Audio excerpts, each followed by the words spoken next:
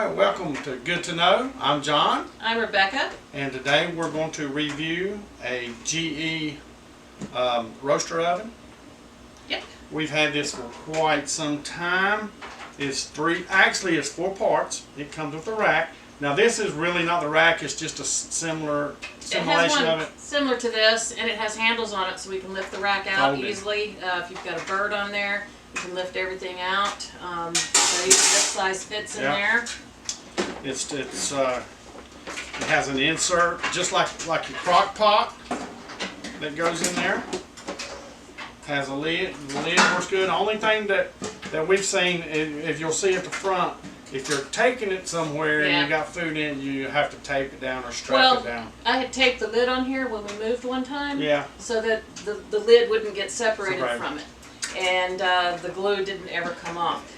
This also has a neat feature to hold the lid up either side, so that when your tabletop is full around the holidays and you're cooking your turkey, you want to baste it. Here you go. You can just set your lid there and not have to worry about where everything's going. The lid does have steam holes in there. And what I really love about this particular model is the temperature's low enough. I was able to sous vide in here at one time before I had my immersion cooker. And it's also hot enough that we can brown off that chicken for our one pot. Oh, it'll get up to 450 degrees. Like I said, we normally use this with turkeys and chickens, but we have done one pot meals like we're going to do today.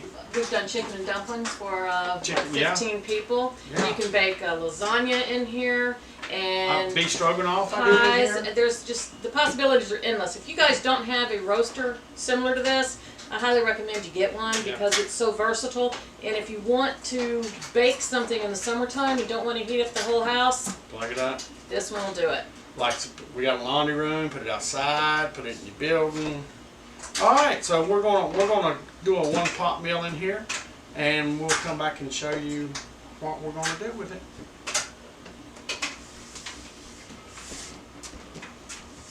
Two more ingredients that go in there, and we'll have those right at the end.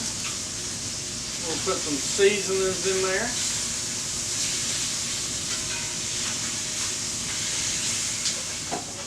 Okay, what we have in there, we'll go over it again. We have a whole chicken cut up, seared, seasoned with seasoned salt, rotisserie chicken seasoning.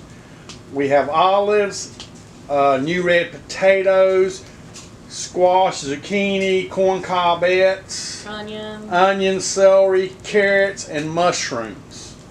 I hope I didn't leave anybody out in there. So we're going to get a lid on this. Hopefully this will take about 2 hours, maybe 2.5 hours, maybe not even that long. So we'll see you guys when this comes off.